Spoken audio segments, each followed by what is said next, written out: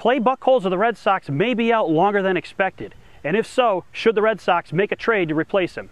Hey everybody, it's Paulie. Welcome back to This Week in Red, where we're talking all things Red Sox and Major League Baseball. So the news in the last week or so about Clay Buchholz has not been good for the Red Sox. It appears the right-hander, who's battling a back injury right now, may miss more time than was originally expected. And that's bad news for the Red Sox, because he is their solid number 3 starter, and they really need this guy to be healthy and be in the rotation if they are to be successful in the American League this season. Now I know you say, oh, the Red Sox, they're 20 games plus over 500. They're really doing a great job with things. They don't really need Buchholz. Hey, listen, if he's not going to pitch the rest of the season, it probably means that he probably isn't going to pitch in the playoffs either, and that's a big problem for the Red Sox in a short series, because they were counting on Josh Beckett, John Lester, and Clay Buchholz to be those 3 guys in a playoff series to make them virtually unbeatable. Now you're asking guys like John Lackey to turn his season around and step in. He's been shaky so far. He's been so-so. He's shown some signs of really being the Lackey that he was in Anaheim in his last few starts, but it's kind of a hit-and-miss proposition.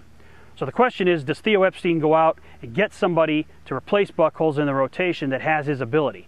It's going to cost the Red Sox a lot if he's going to get somebody of Buchholz' stature, and they've already traded 3 good prospects to San Diego in the offseason to get Adrian Gonzalez.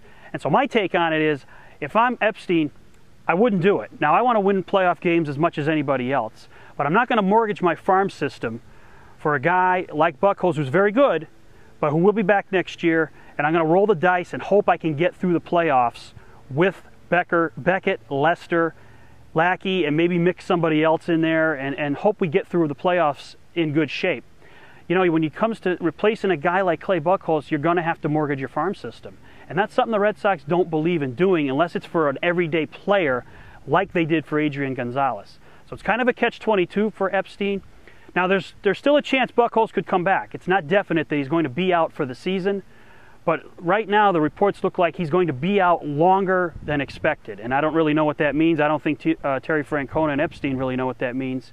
And Buchholz is going to test his back later on in the week and maybe see how things go, but it's going to be a wait-and-see kind of thing for the Red Sox. And I think that the fact that, you know, they and the Yankees are way ahead in the playoff race right now gives the Sox some cushion. You know, they can go right up to that trade deadline at July 31st to see what they've got in Buchholz and see if they can, you know, get through this time and maybe get him back in September sometime.